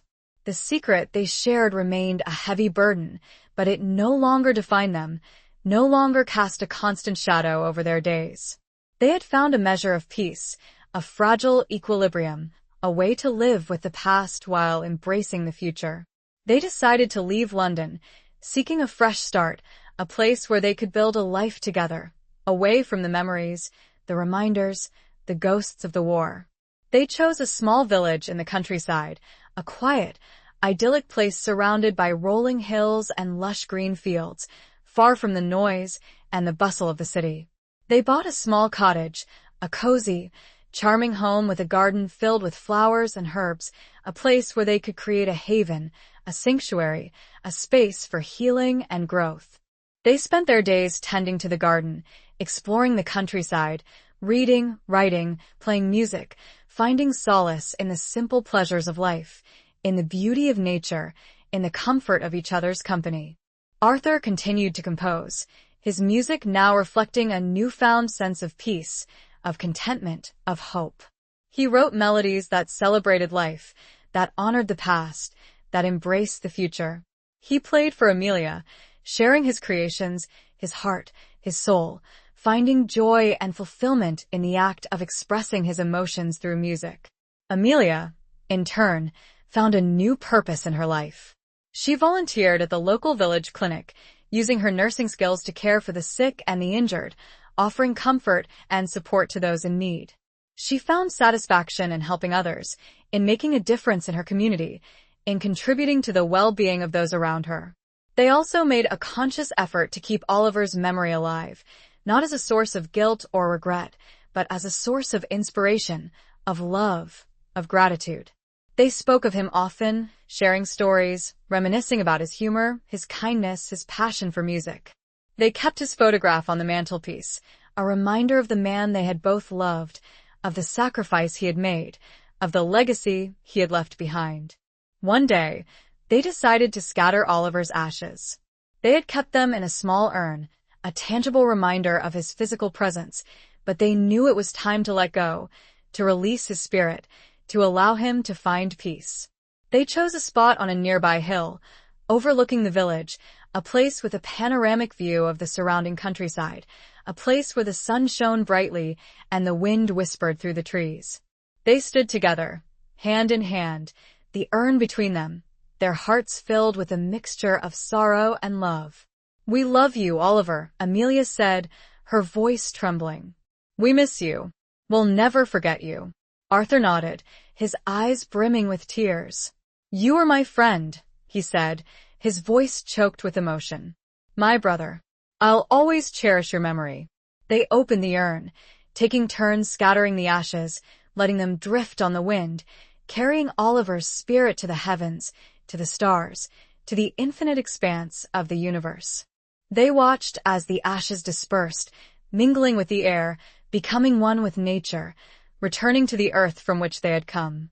As the last of the ashes disappeared, a sense of peace washed over them, a feeling of closure, of acceptance, of release. They had said goodbye. They had honored his memory. They had set him free. They stood there for a long time, holding each other, their silence filled with unspoken emotions, with the shared grief, the shared love, the shared hope. The sun began to set, casting a golden glow over the landscape, painting the sky with vibrant colors, a breathtaking spectacle of beauty and serenity. He would have loved this, Amelia said softly, her gaze fixed on the horizon. Arthur nodded, his arm tightening around her. He would, he said. He would have loved it. They turned and walked back to their cottage, hand in hand, their hearts filled with a sense of peace, of contentment, of gratitude. They had found a way to live with the past, to honor Oliver's memory, to embrace the future. They had found a way to love, to heal, to find happiness again. They had faced the ashes of remembrance, and from it bloomed a new beginning. Chapter 20. A New Dawn's Embrace. The years that followed were a testament to Amelia and Arthur's resilience, their love, their ability to forge a new life from the ashes of the past. They settled into their quiet village existence, becoming an integral part of the community, cherished for their kindness, their generosity, their unwavering support for those in need. Arthur continued to compose, his music becoming known and appreciated throughout the region, his melodies gracing weddings, christenings, and local festivals. He taught music to the village children, sharing his passion, his talent, his love for the art form that had been his solace and his salvation. Amelia continued to volunteer at the clinic, her nursing skills and compassionate heart earning her the respect and admiration of the entire village. She became a trusted confidant, a source of comfort and support, a beacon of hope for those facing illness, hardship, or loss. They never forgot Oliver, keeping his memory alive through stories, through music, through the quiet moments of reflection they shared in their garden, overlooking the hills where they had scattered his ashes. They spoke of him often, not with sorrow or regret, but with gratitude and love, remembering the man he had been, the impact he had had on their lives. Their love for each other deepened and matured, growing stronger with each passing year, weathering the challenges and celebrating the joys that life brought their way. They had found a love that was both a refuge and a source of strength, a bond that had been forged in the crucible of war and loss, tempered by shared secrets and shared grief, and ultimately strengthened by shared hope and shared dreams. One spring morning, as they were working in their garden, tending to the flowers that bloomed in vibrant profusion, Amelia felt a familiar flutter in her belly, a sensation she had not experienced in many years. She placed her hand on her stomach, a smile spreading across her face. "Arthur," she said, her voice filled with a mixture of wonder and joy. I think we're going to have a baby." Arthur stopped his work, his eyes widening in surprise, his face lighting up with a radiant smile. He rushed to her side, kneeling before her, his hands gently cupping her belly. "A baby?" he asked, his voice trembling with emotion. "Are you sure?" Amelia nodded, tears of happiness streaming down her face. "Yes," she said. "I'm sure. We're going to be parents." Arthur embraced her, holding her close, his heart overflowing with love and gratitude. They had been given a second chance, a new beginning, a gift that they had never dared to dream of. The news of Amelia's pregnancy spread quickly through the village, bringing joy and excitement to the entire community. They showered Amelia and Arthur with gifts, with well wishes, with offers of help and support. They were surrounded by love, by a sense of belonging, by a community that embraced them as their own. Months later, Amelia gave birth to a healthy baby girl, a beautiful child with Oliver's bright blue eyes and Arthur's gentle smile. They named her Olivia, a tribute to the man they had both loved, a symbol of hope, of remembrance, of new beginnings.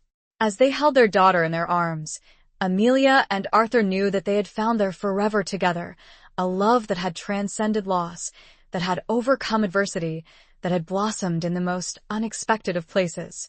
They had built a life filled with love, with music, with purpose, a life that honored the past while embracing the future. They had found their new dawn, a dawn that embraced them with the warmth of love, the promise of hope, and the enduring power of the human spirit to heal, to forgive, to find happiness even in the face of unimaginable loss. And as the sun shone down on them, Arthur softly began to hum. It was a new melody, one filled with hope and light. It was a lullaby. For Olivia. Epilogue. Years passed, seasons changed, and life in the little village flowed on like the gentle stream that meandered through the meadows. Olivia grew, a bright, spirited child, filled with laughter and music, a living testament to the love that had blossomed from the ashes of war and loss. Amelia and Arthur watched her flourish, their hearts filled with a profound sense of gratitude and joy. They had built a life together, a life rooted in love, in shared memories, in a commitment to honoring the past while embracing the future.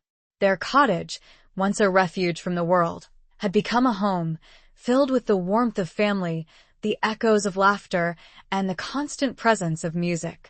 Arthur continued to compose, his melodies now infused with the joy of fatherhood, the wonder of new life, the enduring power of love. He wrote lullabies for Olivia, songs that celebrated her spirit, her beauty, her boundless energy. He taught her to play the piano, sharing his passion, his gift, his legacy. Amelia continued to serve her community, her nursing skills and compassionate heart a source of comfort and healing for those in need. She became a mentor to young women, inspiring them to pursue their dreams, to make a difference in the world, to live lives filled with purpose and meaning. Olivia grew into a young woman, inheriting her father's musical talent and her mother's compassionate heart. She learned the story of her namesake, of Oliver, the brave soldier, the talented musician, the man who had brought her parents together in the most unexpected of ways. She understood the weight of the past, the sacrifices that had been made, the love that had endured. One evening, as the sun was setting, casting a golden glow over the hills, Olivia sat with her parents in the garden, overlooking the village where they had built their life. She had been practicing one of Arthur's compositions, a piece he had written for her, a melody that captured the essence of her spirit, her beauty, her strength. "It's beautiful, Papa," she said, her voice filled with admiration. "It makes me think of everything. Of you, of Mama, of Oliver." Arthur smiled, his eyes twinkling with love. "It's a song of hope, Olivia," he said. "A song of remembrance. A song of forever together." Amelia reached out, taking Arthur's hand, her fingers interlacing with his. She looked at Olivia, her eyes filled with a deep, abiding love. "Your father and I have been very fortunate, Olivia," she said. "We found love in the most unexpected of places. We built a life together, a life filled with joy, with purpose, with music." She paused, her gaze shifting to the hills where they had scattered Oliver's ashes, a place that had become a sacred space, a symbol of remembrance, of healing, of hope. "We never forgot Oliver," she said. "He's always with us, in our hearts, in our memories, in your name." Olivia nodded, her eyes understanding, her heart filled with gratitude for the love that had brought her into the world, for the legacy of courage, of compassion, of music that she had inherited. "I know, Mama," she said, "and I'll always honor his memory. I'll always remember." As the stars began to appear in the darkening sky, Arthur picked up his old cornet, the instrument that had belonged to Oliver, the instrument that had played the melodies that had brought them together. He raised it to his lips and began to play. It was Forever Together, the song that had echoed through the trenches of war, the song that had whispered promises of love and hope, the song that had become the anthem of their lives. Amelia and Olivia listened, their hearts filled with a profound sense of peace, of contentment, of gratitude. They had found their forever together, a love that had transcended loss, that had overcome adversity, that had blossomed into a life filled with beauty, with music, with the enduring power of the human spirit. The music filled the night air, a testament to a love that knew no bounds, a love that would last forever. The melody ended on a soft, sustained note, one that seemed to hang in the air long after